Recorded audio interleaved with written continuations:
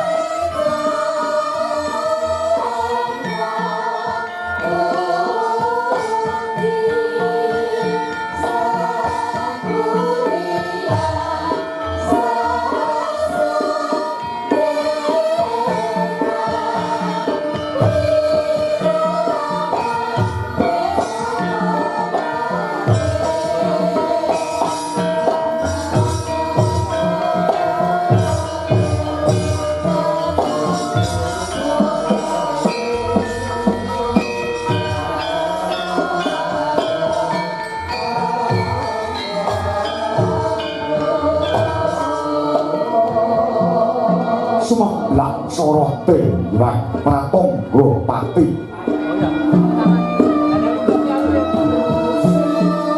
Sunaring ginapit gunung temah pengamu sorot lembayung sumamburat lerbang sotane nganggo rapuh narata sunaring Hyang Arka tinampi sirat pengkah Hyang Suraya mangmok datang mungkal kawis tinggal gilar punang sirat labet mantulaken sorote Hyang Pratangga Pati.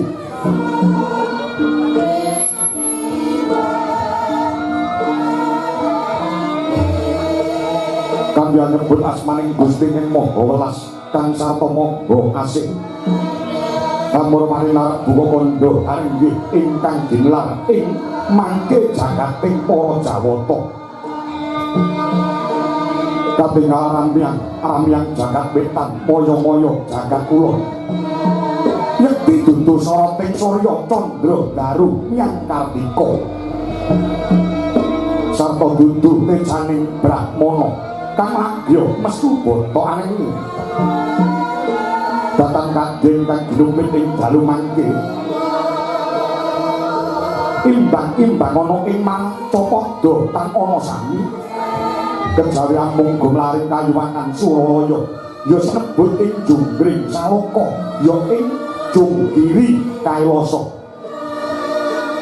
kondhar ngandel bawana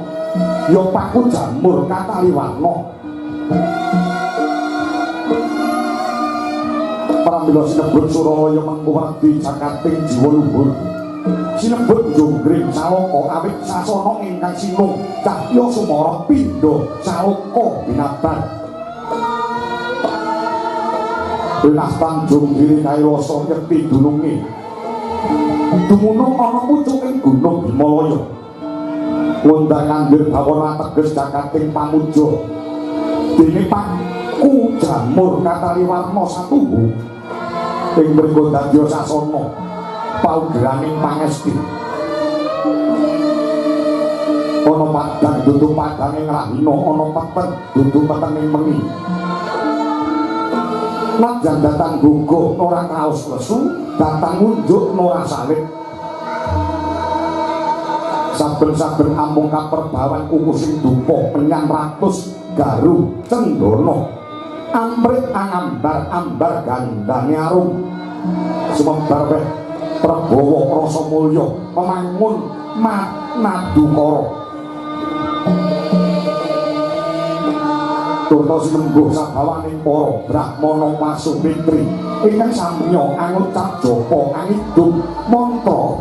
memayu ayuning bawana pramila datang momongkak kalamunta Suralaya kang wonten raos sangsaya sinangsaya cinedha cedhak padha winada anane amung nikmat mumangat satata nitya lasing tawa ingkang jumeneng minangka gegununganing Kahyuwangan Suralaya mapan wis ana pilahe dewi-dewi lamun to buta prajeka pandhita peparap Nalendra Sejuluk yen dewa wenang awisik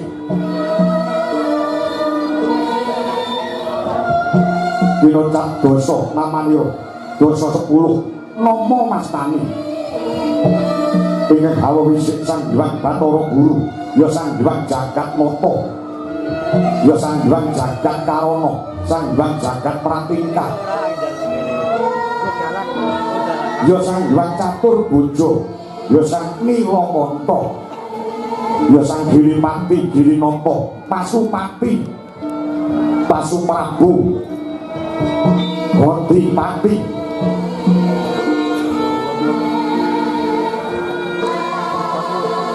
Purwacarita Purwamanda ya Sang Hyang Manikmaya Mamo wisik Sang Hyang Guru ingkang mengkuwerdi dados panutaning titah manembah para Jawata Hyang Jagat Nata Jagat Karana Jagat Pratingkah labet Sang Hyang Guru ngasta wenang miwiti gumlaring pranatan ing jagat raya uga wisik Sang Hyang Catur Bojo labet sekawan astanira dene Hyang Nilakanta karana ciri belang kang mapan ing tembok ya sinebut Sang Hyang Giripati Pasupati Pasuprabu inggih Wadi Pati karena ngakoni para dewa Dewi Aksara Widodara dalah widodari Sang Hyang Purwacarita Purwakanda labet ingkang ampurmani lelakon ing jagat raya pramila sinebut Manikmaya minangka penget nalika lair dumadi saking kuninging Antiga Hyang Guru Ngasta pusaraning kadewatan mangreh para dewa Durandara dewa Wataknawa tuwin para Apsari adhedhasar adil para marta sama beda dana denda lirik datang bau kapine lampahing pengadilan nindakaken dana wesiasat werdine sinten ingkang tuhu tegen ing sesanggeman datang mangrung ing panembah yekti ginanjar sak murmate ananging nadyanto garwa putra sanak kadang mongko weya ing dharma dasar lundut ing reh kapitayan pangesti sigra pinatrapan pidana datang migih aringa nalika semana Sang Jagat Girinata ya Semang Hyang Guru lenggah ana ing bali Marcukunda Manik denadep dening kami tuwaning dewa nggih Sang Hyang Narada ya Sang Resi Kanika Putra ing wonten Sang Hyang Bathara Brahmana ing nguraken pasibaning para dewa bek amber amlabar kok sing doyong-doyong pancak sucining alun-alun mangkono datang antawis dan wujud awiji pangandhane Sang Guru ing dereng kawiyos lesan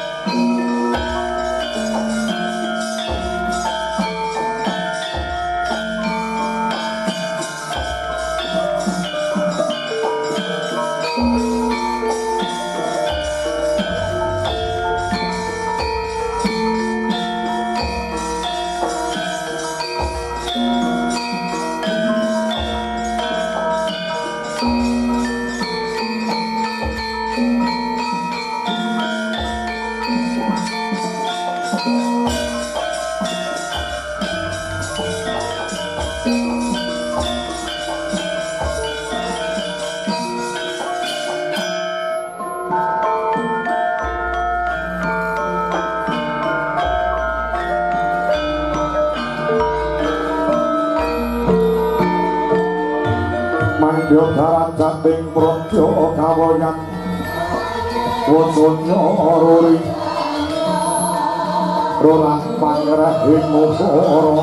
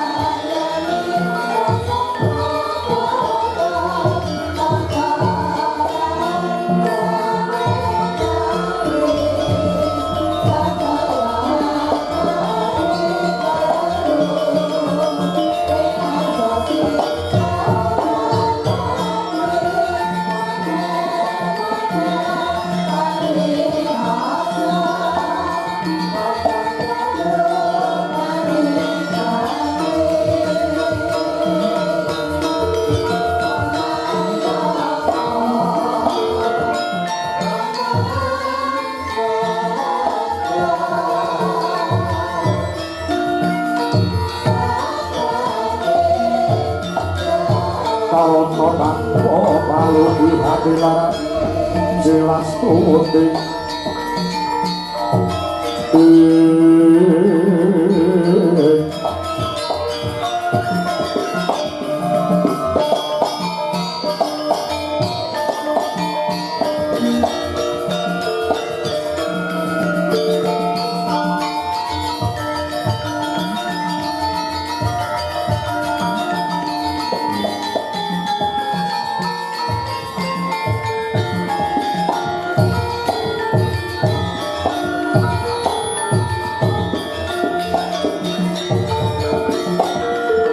Jono sarjono kelu kalungun kala tiga tidem tandhaning dumati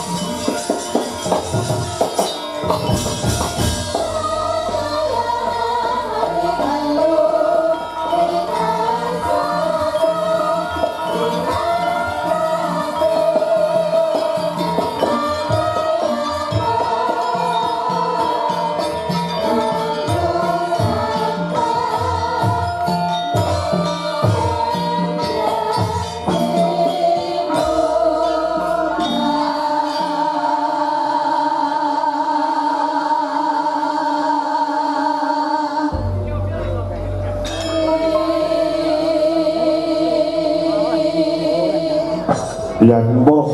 pamoring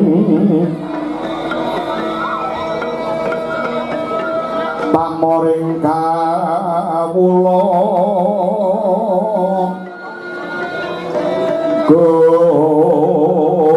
Gusti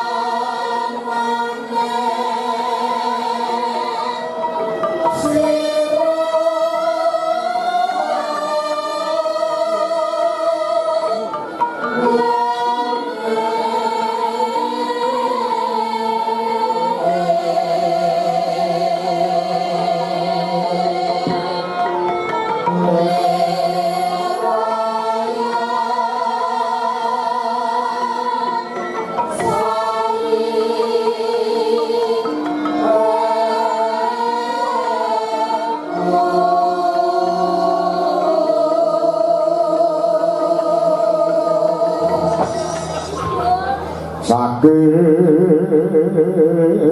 dalan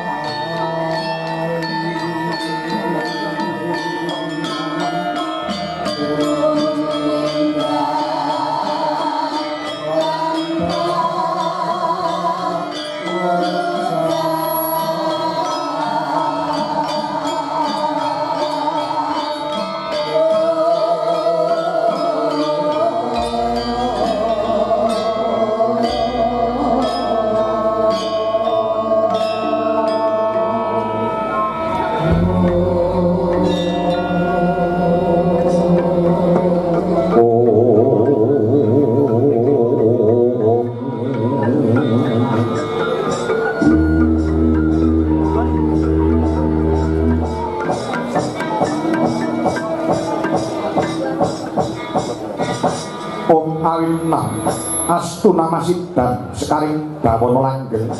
mugi rahayu sagung dumadi Kakang Guna Resi Narada pergenjang buk bolong kari conde sapa sing gawe alana lur wonten pengendika ngadhawuh Adi Guru miji dumateng ingkang ora ingkang wangan sithik pangudal-udal sami wilujeng rawuhipun paduka Kakang Narada wonten ing bali marcu kundha manik inggih Guru neskala pratanipun ingkang ora ing sithik pangudal-udal ingkang minangka dados kami tuwane para Jawata ing Kayuwangan neskala boten wonten anak sunggal menapa kepareng kula ngaturaken pambagya harja wilujeng kunjuk wonten ngasanipun Kakang Narada inggih sampun kula tampi andharaken jimat ing gesang kula boten langkung taklim kula mugi kunjuk wonten ngasanipun Adi Guru ing Kayuwangan Suralaya non turinggih Kakang Grawangan anggen kula mundi kapetekaken wonten ing Jaja urmeketing Wadaya miwah ana daging Kayuwangan Indra wonten diparingan ngadhawuh kula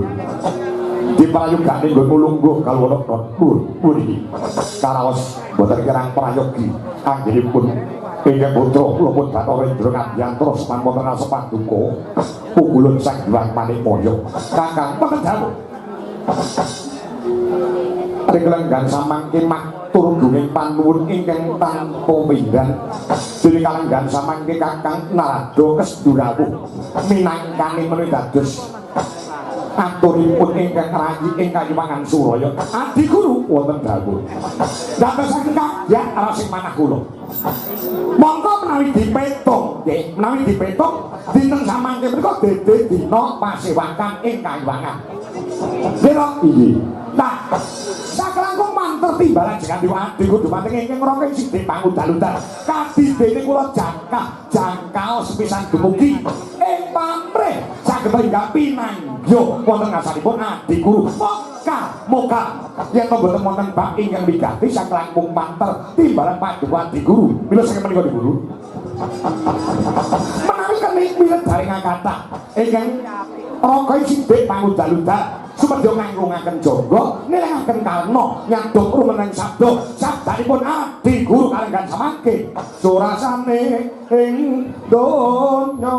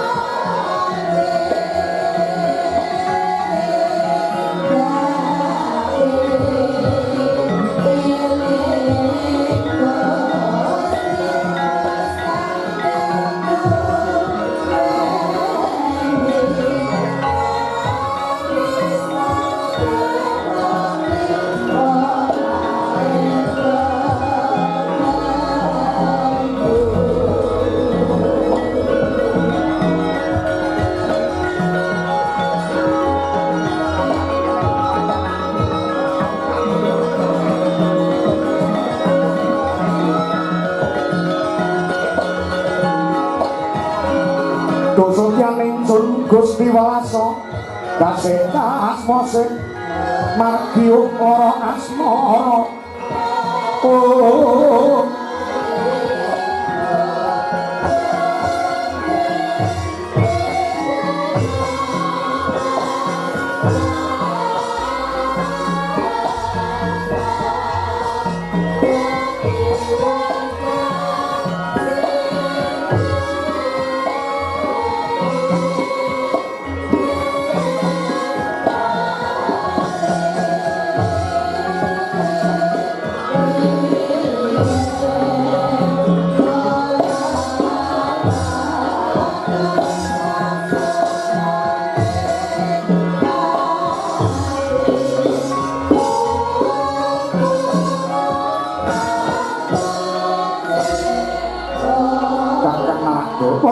ati buku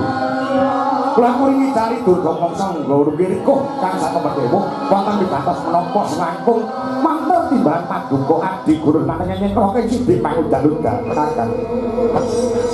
wonten ing Kayuwangan Suraya mboten wonten ingkang ulun kanthi sarasehan kang satung rembug kahanan wonten ing Kayuwangan Suraya kejawi namung kakang guna sinaradon jan nyatanipun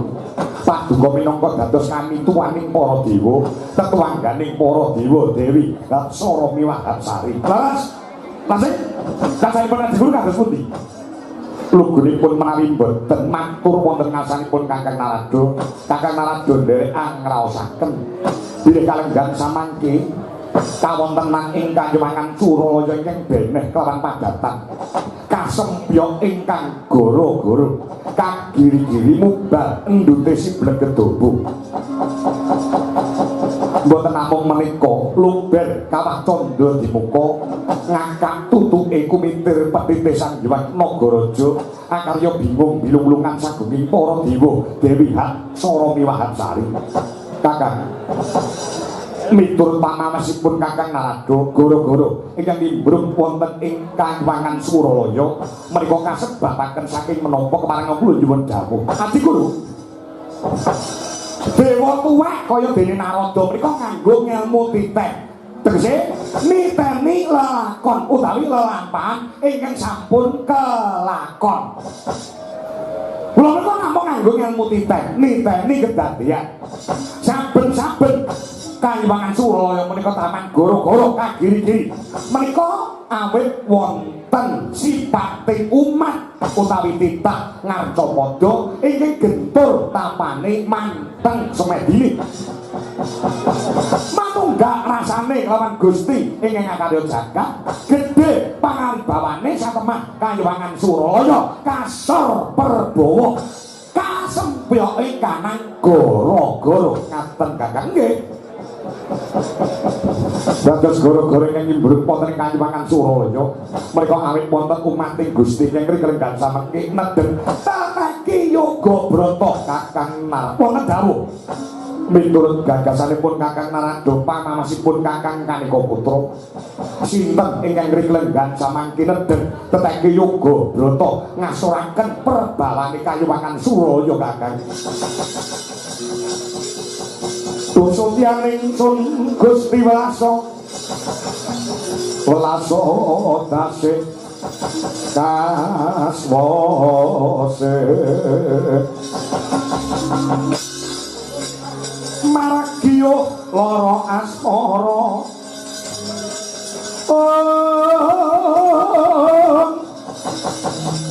rangu-rangu gomangarang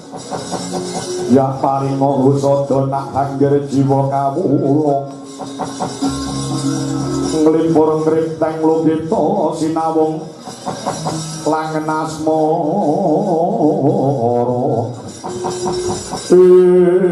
sareng kula teliti kanthi permati Guru sareng kula teliti kanthi permati Keblat papan lima pancer ingkang wonten Madyapada ingkang sumunar mawa cahya ingkang blarengi mata tumraping para dewa ingkang mapan wonten ing Kayuwangan Suralaya menika timbul saking Gunung Tidak nggih wonten wonten mriku wonten titah pepelingan jagat kenging sinebut lananging jagat lancuring Madyamata. Pun Arjuna nggih Janaka anak Pandhu Dewanata. Ingkang nembe teteki yoga brata wonten mriku Satemah Suralaya kalah perbawane kalih Janaka.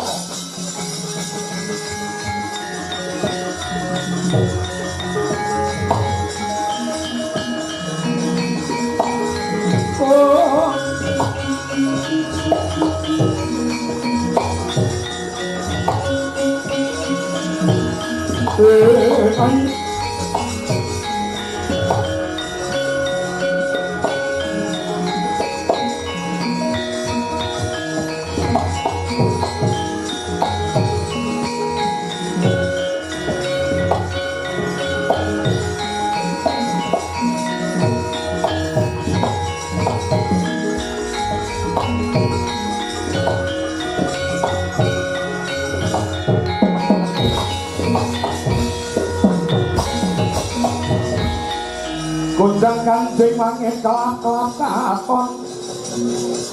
Lending sanging alis risang mawe gandrung sabarang katulu sabarang katulu mukir moyang mayik saking tias bali woro lumare sang gandrung duh hari sumitra tanaya parandra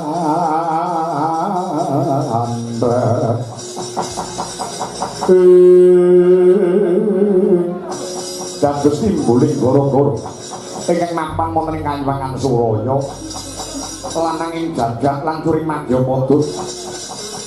si Arjuna ya Janaka ingkang nembe teteki yoga brata wonten ing Gunung Pindar nggih lakar kados ngaten. Lajeng menapa ingkang dipun gontok menapa ingkang dipun kayun lho niku lho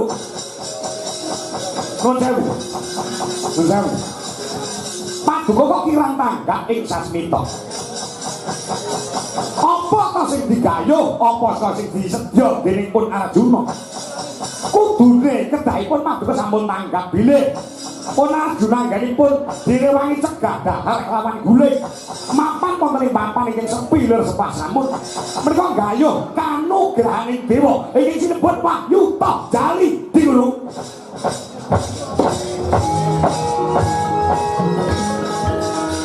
dewa-dewa Subata marang kang urip merang dipane arum ngendhan kuring kaliyan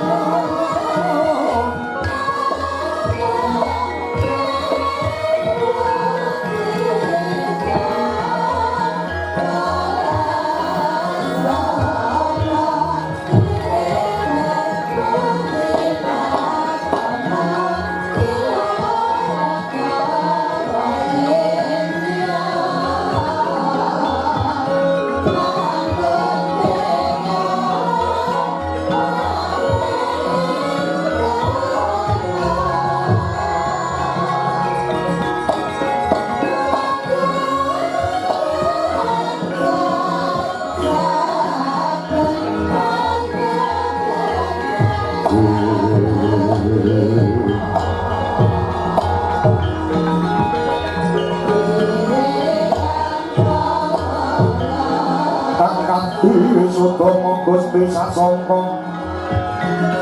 Sasongko kasungan surya aras rumeng sari-sari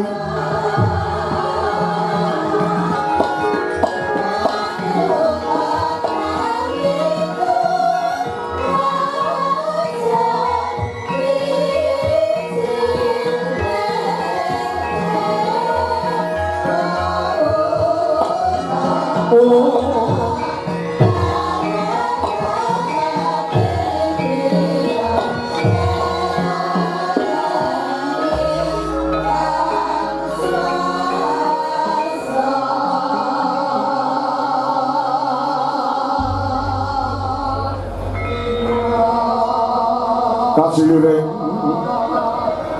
sami ana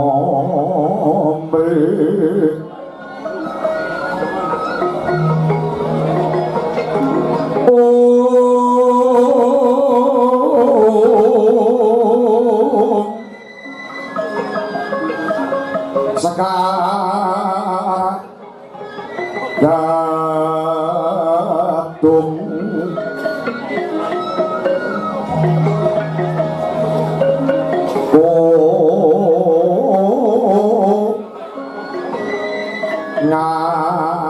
ngas gandanyo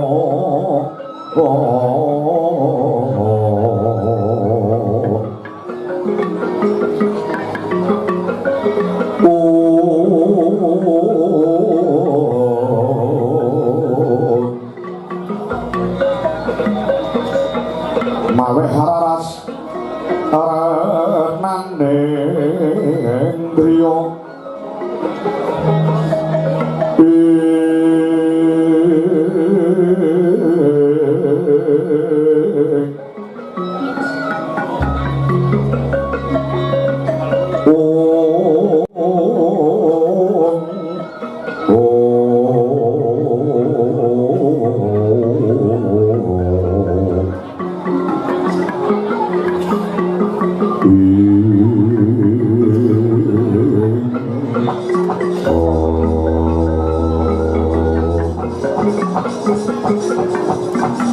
yo jagat yo dewa yo Bathara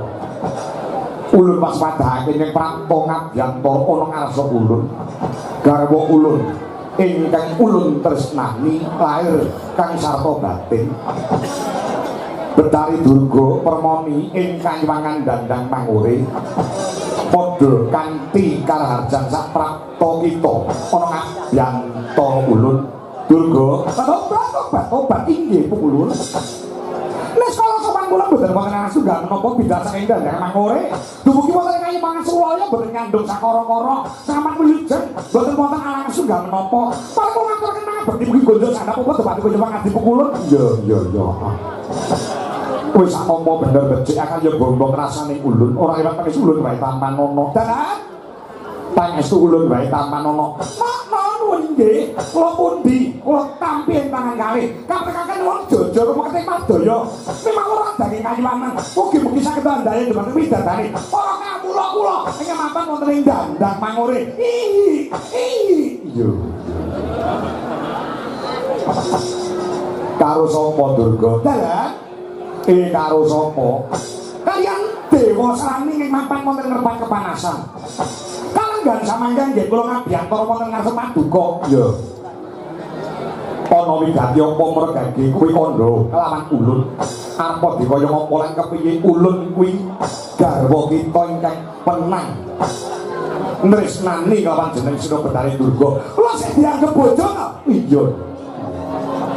kula ki lek pun mboten nganggep dhumateng pun Betari Durga menika garwa panjenengan wong nyatanipun sampun sawetawis anggere paduka wonten ing Kayuwangan Sulaya babat pisan mboten nate tilik mboten griya kilen sampeyan niku nyambut damel ngurusi Kayuwangan mboten nate ngendangi dhumateng pun Betari Durga wonten porpi kula menika nggih bojo panjenengan nganti anak-anak sita pun dewa srami kasih bojo 5 taun ora disenggol para gatel kabeh ning awakku iya Durga amit akeh pakaryan kula ngertos paduka menika piyai sibuk oke sing dipikir, oke sing dipenggalih, oke sing kudu ditata. Ning apa ya ora iso kok nyempatke wektu, ora kita setengah jam. Kula menika kapan? Kula menika kangen kali panjenengan. Kula ngertos sak paduka menika mboten nate prei. Kok kono rene ora dipiti rono meneh. Kula ngertos. Wong wedok niku mboten perlu dipun jejeli dhuwit maneh.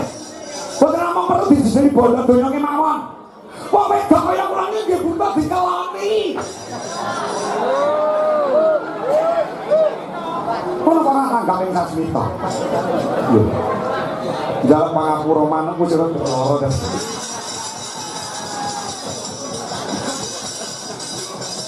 durung ana wektu kang mirunggan mengko yen to wis ana wegati apa mergati kakang kula tak nyuwun katrangan dhumateng paduka wonten maribasan anak pola bapa kerajaan anak pola bapa kerajaan menika liripun kados pundi tegese menika kados pundi anak pola bapa kerajaan kuwi mawa makna mawa teges yen to putra garbene kersa tegese yen to anak duweni kekarepan duweni kreket kang sarta duweni krentek sak bisa-bisa wong tuwa kudu bisa nyembadani mereka sembadani sedya kang jinangka dening putra Dewa Srani menika majaripun sinten Dewa Srani kuwi anakku kowe cilik sing gedhekne kula kowe cilik sing kula mentah kula ngantos dadi ratu wonten Tunggul Malaya menika mboten nate ngrepoti dhumateng panjenengan kan gak samangke putra pun Dewa Srani mutah dhumateng mun Betari Durga ingkang saged minangkani nggih namung paduka pukulun Bathara Guru. Oh sih. Dewa Srani duweni sedya apa? Dewa Srani menika kepengin salawase gesang anggenipun dadi anake Bathara Guru. Mongko Bathara Guru menika pimpinane Kayewangan Suraya. Kulina ngedung kanugrahan. Kulina ngedung lawan mahyuning dewa ing tumurun wonten ing Madyapada dhumateng para titah Madyapada. Ning babat pisan ngantos ning kelenggan samangke pun Dewa Srani menika dereng nate kecondhoan mahyuning dewa. Kalenggan samangke pun Dewa Srani ndarbani pamutah. Paduka ingkang kedah saged minangkani inggih menika pun Dewa Srani kepengin kecondhoan mahyuning dewa ingkang sinebut Wahyu Toh Jalil. Kajatrisan kampirangu arinangkul dinempet-kempet sang retnaning bawana sang retnaning bawana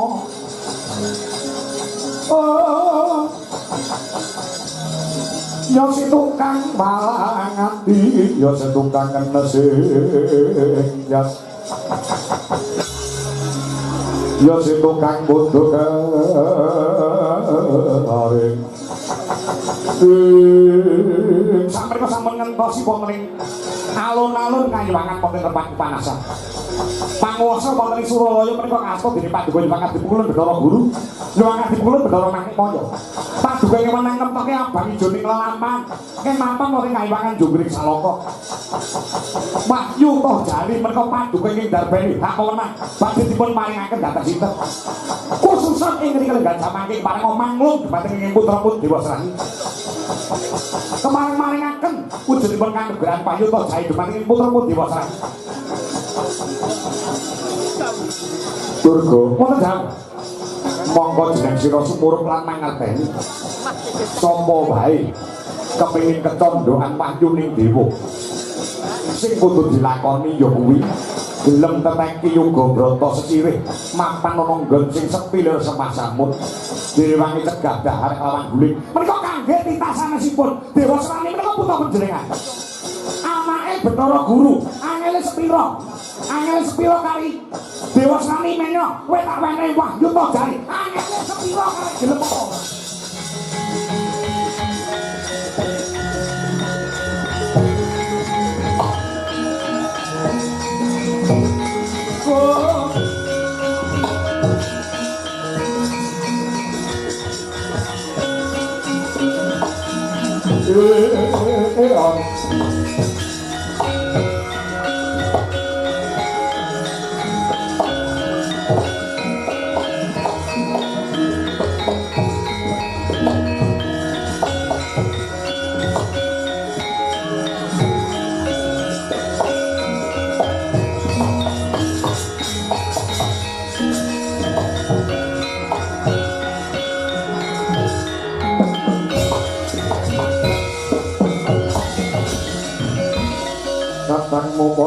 marang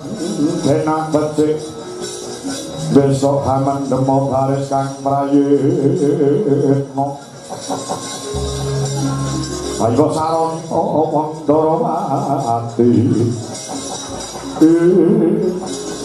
yo jagat Yudiwa yo batur ewuh ana ing pambudi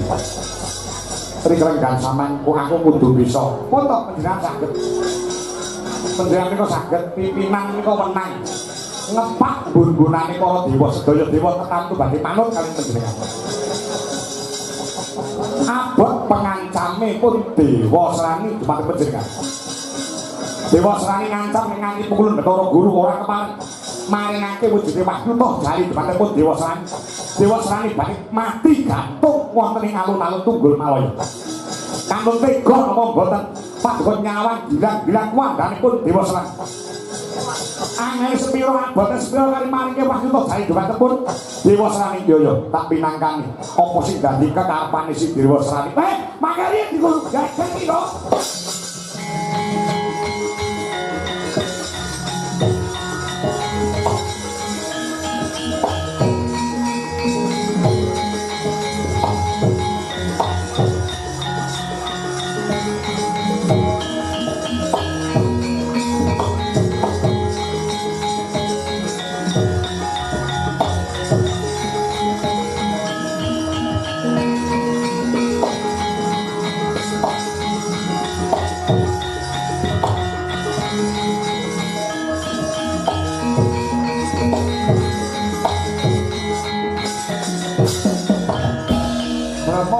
mangutung ambrengan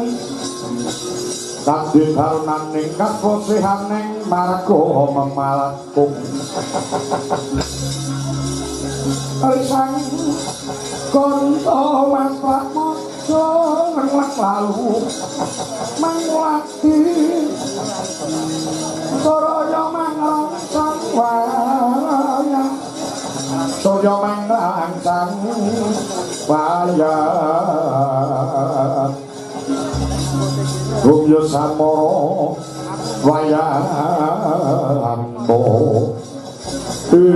niki mengke nek panjenengan nuruti karepe Durga nuruti karepe Dewa Serani wonten paribasan kriwingan dadi grojokan gonjekan dadi tangisan bebayani tumrap kawibawan Paduka Guru wit rumiyin ngantos ayam-ayam menten menika kedah cetha Paduka menika sampun pirsa lan mangerteni yen sapa wae gelem kecondhoan kanugrahane dewa niku ya kudu direwangi tapa brata mati raga gentur tapane manteng semedine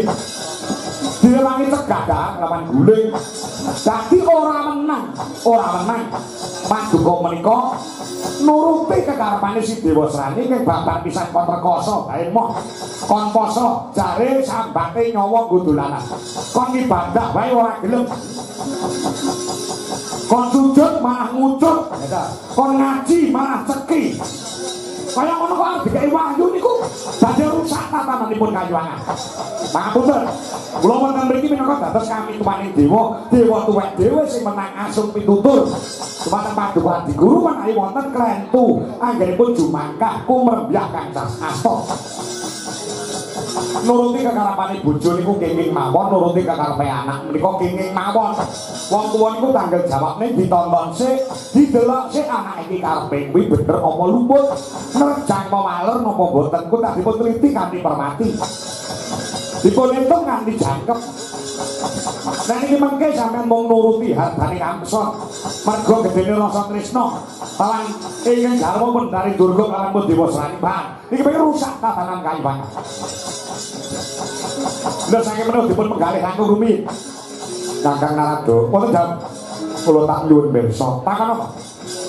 pimpinane kayangan menika sapa Paduka Guru panguwasa wonten ing kayuwangan Junggring Salaka menika sinten Paduka Adi Guru ingkang menang nemtok ing abang ijo ning lalampahan wonten kayangan sinten Paduka yen aku kandha abang dewa liyane ya abang yen aku kandha ijo dewa liyane ya melu ijo tegese dewa ora kena ndadak marang dawuhe Bathara Guru amargi panduka ing dados pimpinane Kahyangan Suraya yen mengkaten panjenengan cekap kendel kemawon kula ing darbene tumindak yen wonten menapa menapanipun mengke kula sing tanggung jawab anggene kula badhe maringaken kanugrahan toh jali dumateng pun dewa sani Pak menika kula mboten badhe manut kali jenengan mergo sampeyan salah wong salah kok dinut niku pripun kejabi kejaba lagi kejabi utawi kejaba nek panjenengan iku leres tumindakipun kula puri handayani ini sampeyan iku kleru kakak paduka cekap kendel kemawon boten saged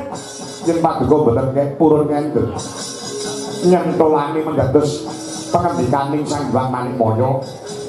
yen paduka boten manut kalian Bathara Guru napa kelampahan paduka kula lereni anggenipun dados dewa lho ngancam sampeyan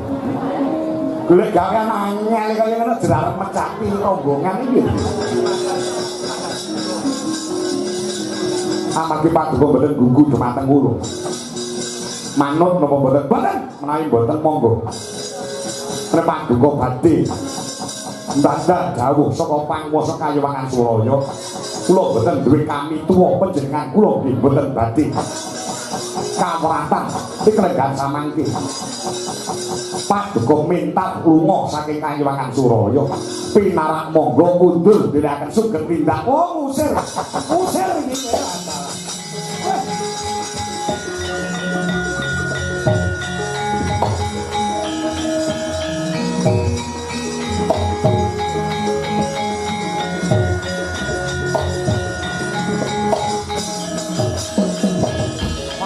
Kahyangan Suraya niku tentrem ayem ning bareng ketekan Betari Durga wis tahanan Kahyangan runyam awane saya bentar saya panas Kakang Narada napa nuwun sewu taringanipun budheg pinarak monggo kundur ndherekaken sugeng tindake lah ditundung lunga tenan ya kaku becik kaku apik iki lho kena nggih contoh kena nggih tulodo wong lanang iki ketoke gagah ketoke dadi pimpinan ning nang omah ki asline kalah karo sing wedok ketoke gawe seragam aparat ketoke bintange pirang-pirang ning getak karo sing wedok goblok dadak ketoke dadi dalang larang regane ora tau prei lek bareng kleru digetak karo bojone ya mungkem terang gondro sepiro pun suruh dirut saya tinggal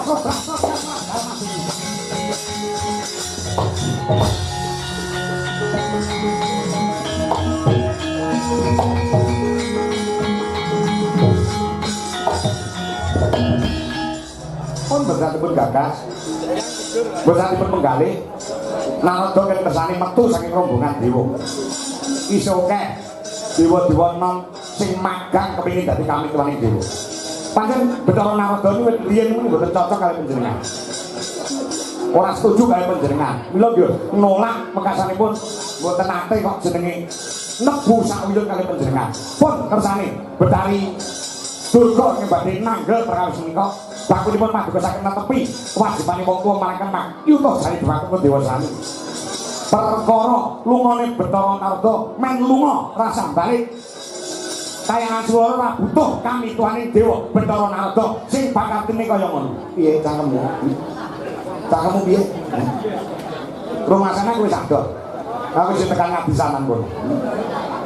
Oh nah. Suralaya iki jane ayam tentrem. Angger ketekan karo wong wedok sitok iki. Gegel kae. Bola-bali lek widok darine para begengga iki. Ya Allah.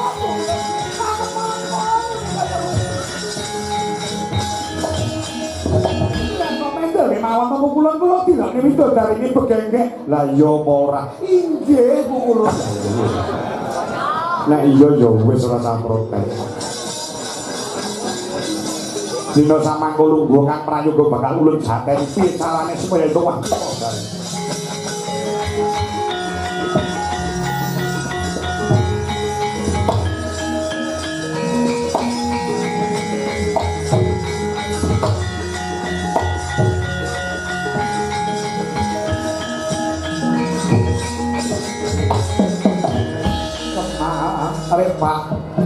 Cinami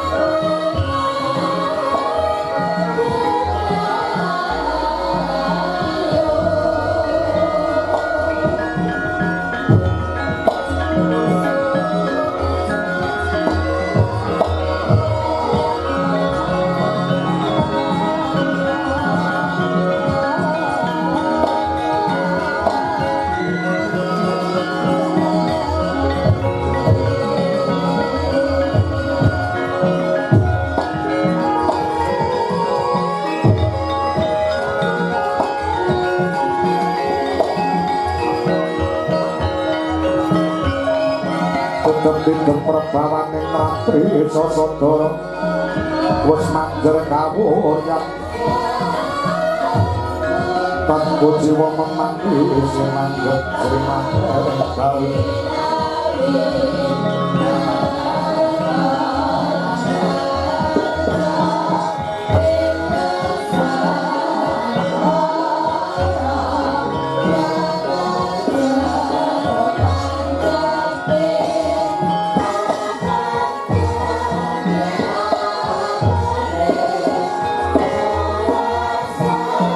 Parbasan Dilpasuni Pawa Biya nglakoni panjapa kudu pawa pangurbanan permohonan. Menapa kedah kula tindakaken urip kaya mangan suwul kemangan goro-goro mandur ditimbulake saka pakapining penengah Pandhawa si Janaka ing kanggan samengkut niki yoga brata ana ing Gunung Pindad. Mongko kira ulun dina samangkut kang bakal pinercaya entuk kanugrahaning Dewa Wahyu toh jali ya mung Arjuna ya mung Janaka sang lananging jagat lan curi Madyapada. Mula kabeh kudu dicara disaranani supaya Wahyu isa kecekel lawan si Dewa Srani sarate Janaka kudu temeka mati. Mula dina samangka tumandang gawe dawuhna marang Atmaja kita si Dewa Srani lan kabeh para Wadyabala Tunggul Malaya supaya ngebyuk ana ing Gunung Pindad merpeki lawan Arjuna yen perlu ora sedadak ditakoni tumbul dipateni supaya gangsar lan gampang anggon ulun bakal mbudidaya mereka sebaganing sedya si Dewa Srani antuk wahyu ning Dewa Wahyu Jali